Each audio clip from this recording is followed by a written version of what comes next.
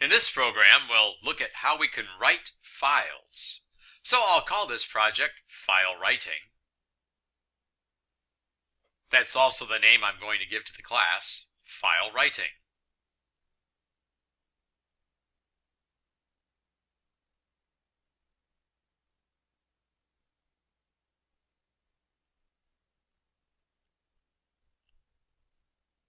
Put some documentation in, and yes, we're going to learn how to write to a file. We're going to start by creating a print writer object. So print writer, I'll call this output file, equals new print writer. And then in parentheses, I'll put a string argument this time. I'll put the name of a file, dogs.txt. It's in quotation marks because it's a string. We've got the red squiggle because we have to import print writers from the java.io package. And we have to have some kind of a file exception available. Any method that contains writing to a file must be able to throw some kind of an exception. I'm going to go different from what was suggested, and I'll have it throw an IO exception, which that must also be imported. Eclipse was suggesting a file not found exception. That's okay too. The important point is when we're going to write to a file, we have to have the method containing that file writing can have an ability to throw an exception. All right, we're going to create a scanner object. I'll call this keyboard. So scanner keyboard equals new scanner system.in, and we'll have to import the scanner. That list increases.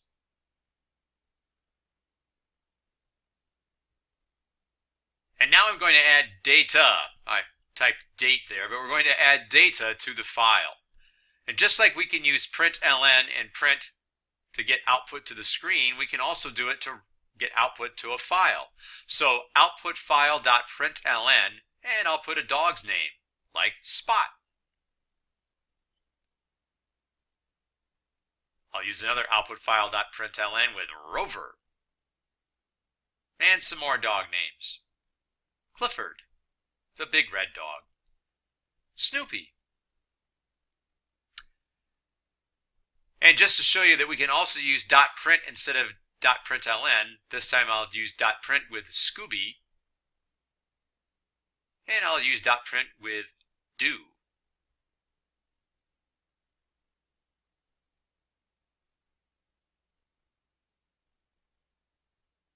And one more dog, McGruff, the crime dog.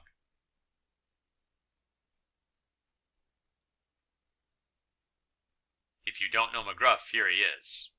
Help take a bite out of crime. We need to close the file. Each piece of data is not written right away when we say println or print. It's actually stored in a buffer. When the buffer is full, it's written to the file. Also, when we close the file, the data that's inside the buffer is then all written to the file. So neglecting to close a file means you may have a lot of your data at the end not truthfully written to the file. I put a message there with system.out.println to let the users know that the file was successfully written. Let's go to the Package Explorer and right-click and refresh. And we'll see dogs.txt in our folder that we're in, and there it is, with Scooby, Do, and McGruff all right on top of each other, because Scooby was written with a .print and Do was written with a .print. So we'll throw a println between Scooby and Do. That will impact what happens after Do. So now Scooby and Do are all together because Scooby was written with .print, but McGruff appears on a new line because Do was written with .println. Now let's use a loop to put some data inside of a file. I'm going to put in some consecutive even integers.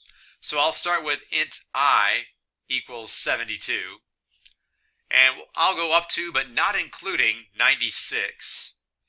And since I want things to be even, I'll make my increment or counter be I plus equals 2. So I will increase by 2 every time through the loop.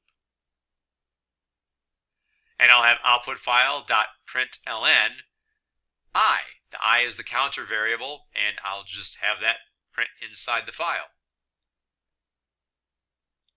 I'll run the program and check out the file. There they are, but notice that 72 is right beside McGruff because McGruff was written with .print. So I'll stick an ln there, save the file and run it again, which saves dogs.txt, and there's a list of dogs followed by some consecutive even integers.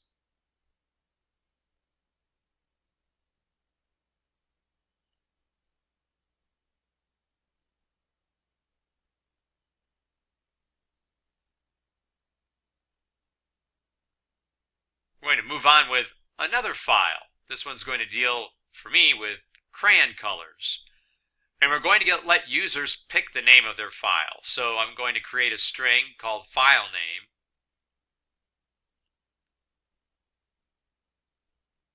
And I'll have one piece of the data. That will be a string. It will be the color of the crayon. Oh, I know that the singular of data is actually datum.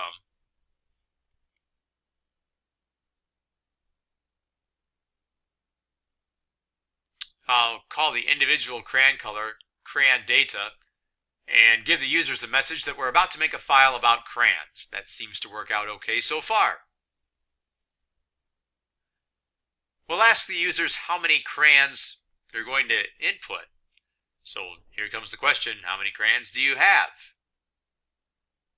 Looks like that's printing off okay. So I'll have num crayons equal the number of crayons they want using keyboard.nextInt. And we'll ask them to enter the name that they want to use for the file. And we'll let them know they don't need to add the .txt. We'll add that afterwards. By the way, you don't have to use .txt. You could use what you want or not use anything at all, but we're going to go ahead and add the .txt for them. You'll see that coming up soon. We'll check this out, enter in a number of crayons, and there we go. A prompt for them. Ooh, need another parentheses. There.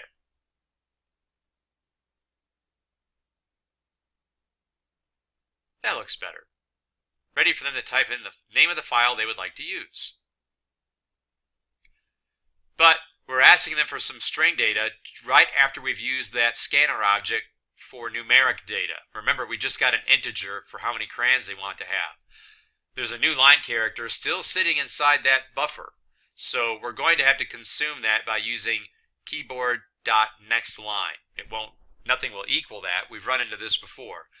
But when we're switching from numeric data to string data, we've got to do this or the users will never get a chance to enter in the string data. That new line character will still be sitting in there. All right, let's now get the file name from the user with keyboard.nextLine.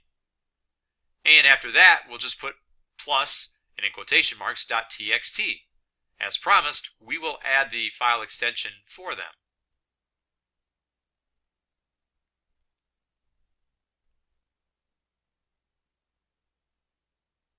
We'll test this out. Throw in a number of crayons.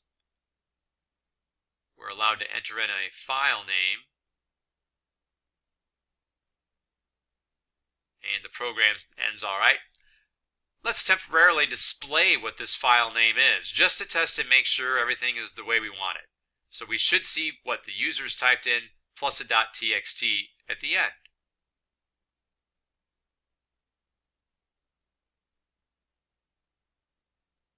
There it is. We appear to be in good shape. I'll get rid of that code now. It was just to test things out. We're going to make another file with PrintWriter. So I'll call it PrintWriter another file equals new PrintWriter.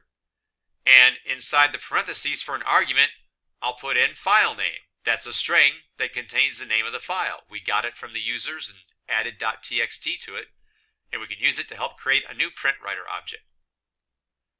Now we'll use a for loop to get the crayons. The first crayon I think is going to be crayon number 1. So I'll have int I equals 1 in the initialization spot. And we'll keep going as long as I is less than or equal to the number of crayons that they wanted. And our update or increment will be I++. I goes up by 1 every time through this loop.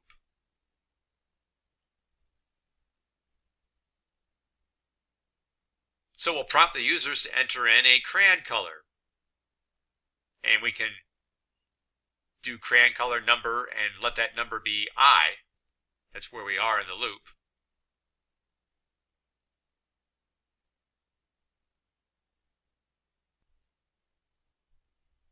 So crayon data will equal keyboard.nextLine.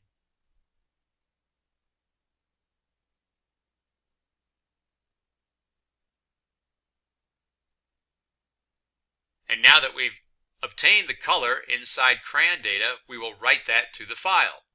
Although, as I said before, technically it's getting written to a buffer. When the buffer is full, it will unload itself into the file, or when we close the file. So another file, .println, crayon data.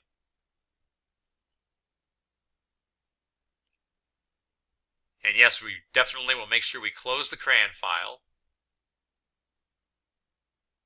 And we'll give users a message so they know something actually happened, because they won't see any writing going on. We'll assume if we get to this line, number 77, that the file was successfully written. Got 5 crayons. I'll put them in a file called crayons, crayons01. And I'll enter in 5 crayon colors.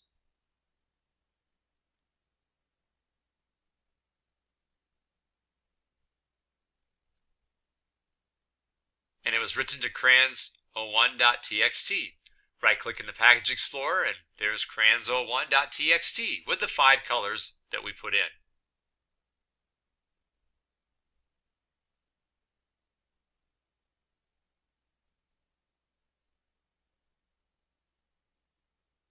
This time we'll go with 6 crayon colors. I'll put in a file called crayons02. Put in 6 colors of crayons. It appears the file was successfully written. Let's check this one out by going through File Explorer. I'm going to find my Eclipse workspace. And then I'll find our project, which I'm calling File Writing. And inside there is crayons02. And there are the 6 colors that I entered in.